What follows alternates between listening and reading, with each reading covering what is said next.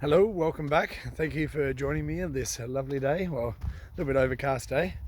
If it's your first time here, welcome. Great to have you along. If you're returning, great to have you back as well. Hopefully you're enjoying the content and that you keep on returning to see what's happening next and see what I'm talking about. But today's video, we're going to be talking about digital assets, and we're going to be talking about where they came from, what's their origin, what they do, and whether they're a good investment. I believe that they are, but let's see what you think at the end of the video. All right. So before we start, obviously I have to say a disclaimer. I'm not a financial advisor. I'm certainly not your financial advisor. So anything I say here should be taken as just a advice, but not financial advice. And you should do your own homework and do your own research to find out what's good for you and what's good for your financial future. Anyway, that all being said, let's get on with what we're going to talk about today, and that is digital assets. What are they, where do they come from, and how do they work, and what do they do, and why are they important? So it all started many years ago, 2009, 11 years ago, after the financial crash of 2008. Now, we were told that a person or a group of people called Satoshi Nakamoto invented something called Bitcoin. Now, if you haven't heard of Bitcoin, you've probably been living under a rock for the last 11 years. Now, Bitcoin was first. It's based on something called the blockchain. Now, the blockchain is a secure record of transaction. So, can't be changed. It's immutable. It can't be changed. It can't be fraudulently changed in any way. And it's secured by a mathematical algorithm. So it was born, as we're told, out of the financial situation of 2008, the subprime mortgage problem that caused the financial crash of 2008, by someone called Satoshi Nakamoto. No one knows who it is. Now, there's a lot of speculation as to who that is, whether it's a person, a group of people, or it's an intelligence agency. I think that's the case. Probably the NSA, or maybe Russia, maybe even China. They've started this thing. Now, we were told that it was in response to the 2008 crisis. The validity of that, who knows? But it was designed to be so that you could transfer money and pay for things on the internet without having to use a banking system. So if you recall, the last talk that we did was about the central banking system that controls all the money, and with that control comes power over us, how we spend our money. Now, this Bitcoin is a currency that can only be used online. It's not physical. It's purely digital. And as I've said before, 60% of all of our, or about 40% actually, of all of our transactions in the world are digital. We're using card payments, but the difference between digital payments using a card or using something like Bitcoin is you're not using a central banking system. So Bitcoin, in its origin, was designed not to have to use a central banking system. Peer-to-peer transactions that doesn't have to use the central banking system. So it gives sort of more economic freedom to the average person. Now, the issues come, things that you associate with cryptos or blockchain.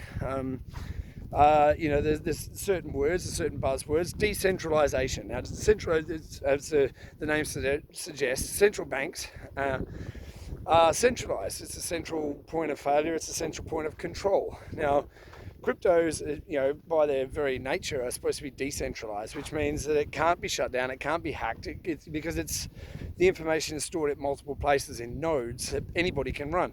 Now, that's decentralization. Originally Bitcoin was designed so that anybody could run a node, anybody could mine Bitcoin. The problem being right now is that most of the mining for Bitcoin is done in China, so it is centralized in China. So the decentralization argument, as far as Bitcoin is concerned, it's a bit sketchy, and Ethereum, much the same. Ethereum's changing over to a new platform, a proof of stake rather than mining, which means it will change the dynamic of how the Ethereum network works. But at the moment, that process is moving very, very slowly. So, so there's another word, immutable. Obviously, immutable can't be changed. So decentralized, immutable, and trustless. Now, trustless comes from the way that the central banking system works is they have these vast pools of money because they don't trust each other. No central bank, no government trusts the other. And they have these vast pools of money called Nostro-Vostro accounts. So if the average person or a financial institution or a bank wants to transfer money from point A to point B, then the banking system, the central banking system, they use a system called SWIFT that we use to transfer money from point A to point B. Now that means that they have these massive pools of money locked up because they don't trust each other, and they use that money to cash in and cash out from point A to point B. So if I'm using British pounds to Australian dollars, for instance, they have vast pools of British pounds, vast pools of Australian dollars, so that they can deposit into one and draw out of another. So it's because they don't trust each other, they have to have this money available. They all have to put this money in to be able to draw from to make the system work.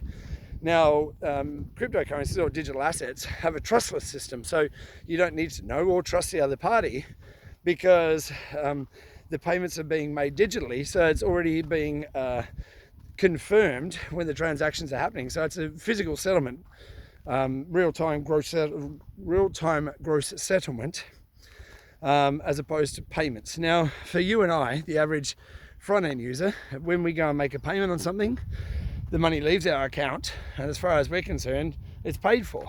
But what we don't see in the background is the banks have to physically settle, and it can sometimes take days to settle those transactions. So from one financial institution to another, they're actually settling in the background with money.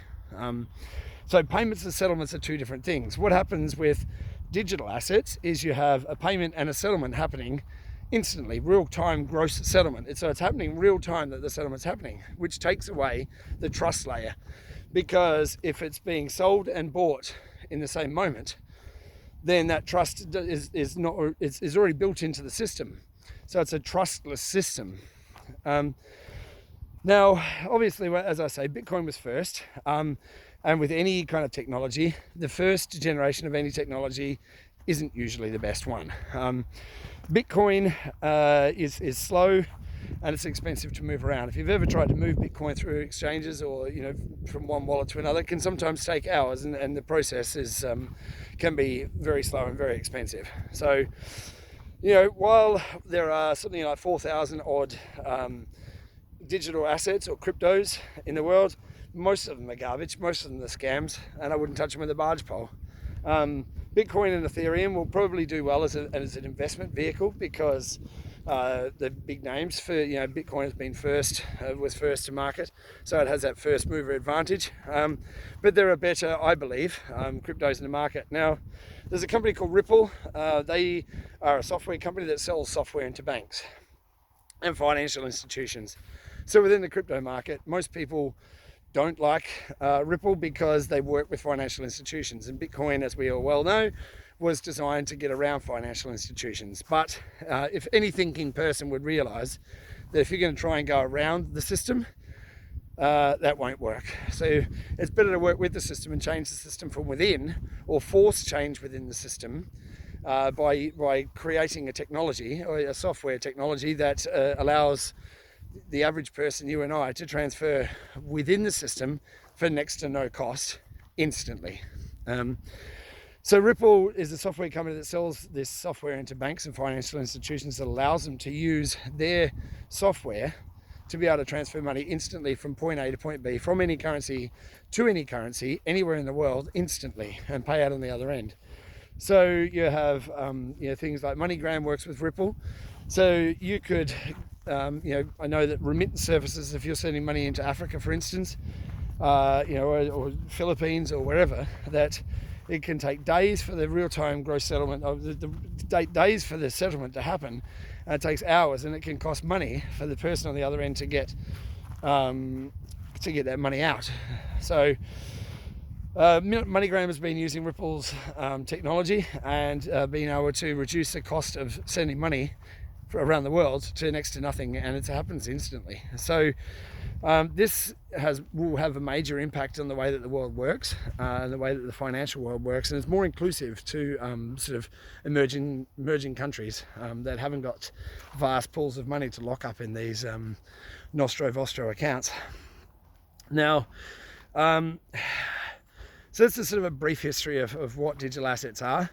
How they work is basically to send money from point A to point B from any currency or anything of value, really. Now, what's happening in the background that you might not yet see is that everything is being tokenized. The stock market is being tokenized. So you'll have a token value of everything that's represented in the stock market. We're going to do a stock market talk in the talk after this, but everything that you know will be tokenized, anything of value. So you'll have a tokenized value of gold. So rather than if you buy a stock certificate, for instance, rather than receiving a stock certificate, you'll have digital tokens that represent your holding of a particular stock or a particular thing of value. So what that means is that now there is a mechanism where you can transfer anything of value through the internet where there wasn't before. So you had things like PayPal and Venmo and things like that were payment platforms that were able to be used through the internet, but they don't interact with each other. So you can't send money from PayPal to Venmo, for instance. So Ripple, the company, wrote some software that there's a company who runs the internet. It's a group of companies actually called W3C or WC3. I'm not sure which way around it is, but they run the internet. So Ripple wrote a piece of software called the Interledger Protocol. Now the Interledger Protocol is a set of rules that govern how value moves through the internet. So Ripple wrote the software, they gifted that to WC3. Now the native token of that piece of software that allows value to be transferred through the internet is XRP. So XRP is the exchange mechanism, if you like, for those transactions. So, sorry, got a bit of a house here with dogs barking in it. You can hear me over that. XRP here in the UK is regulated as a financial instrument, as an exchange token. So it allows the exchange between different currencies or different things of value from point A to point B. So if you imagine if you go to a bureau de change and you want to change money from British pounds to American dollars, for instance, you hand over the British pounds to the guy behind the desk. He then takes those pounds and changes them to American dollars. So if you imagine that guy behind the counter is the XRP token, that is the exchange mechanism between those two currencies. But it's all done digitally, of course. So that's all taken that into account. So that's what digital assets are. That's what they do. Are they a good investment? The world is going digital, whether you like it or not, due to what's happening, the events that are happening right now in the world. I mean, you can see it everywhere. You've got the World Economic Forum, the World Bank, the IMF. They're all talking about the Great Reset. We are changing over to a digital economy. So if you choose the right digital assets to invest in, then those digital assets will increase in price to be able to handle the volume of payments that go through those tokens. As I say, Bitcoin and Ethereum will probably do well because of their name. There's definite advantages to Bitcoin and Ethereum. Bitcoin's been marketed as a digital gold, which is pretty fitting if you imagine that gold used to be used as actual money. But the problem with gold, and the reason we don't use it as a means of payment anymore, is because it's cumbersome and you can't really break it down into smaller denominations, and it's expensive to carry around and move. The same as Bitcoin. So I think Bitcoin and Ethereum will probably do well. XRP is another wonderful platform that I think will do excellently, and other things like Cardano, possibly Tron, but no one knows. At the moment it's a speculative market and we don't know what's going to do well, and people are putting their bets down on the projects that they think will do well in this market. But if you have a look around and you see the current climate of financial mess that we're going through right now, and the governments and central banks are printing money infinitely. The other thing that digital assets have is they're not inflationary, they're deflationary. They have a very fixed supply based mathematically, so they can't be more printed or more created. So there's a fixed supply, so that makes them deflationary as well. Whereas the money supply is constantly inflating, the amount of digital assets that are created or that are in existence is constantly stable. It's the same. So it's actually deflationary. So the money supply goes up, the amount of digital assets stays the same. Then it means that the price of those in terms of what the valued against the dollar or the pound or whatever it is, that money supply is constantly being inflated, has to go up. As well as utility and use case, the price will rise even more. Now, So is it a good investment? I believe so, but you have to pick the right one, and picking the right one is not going to be easy.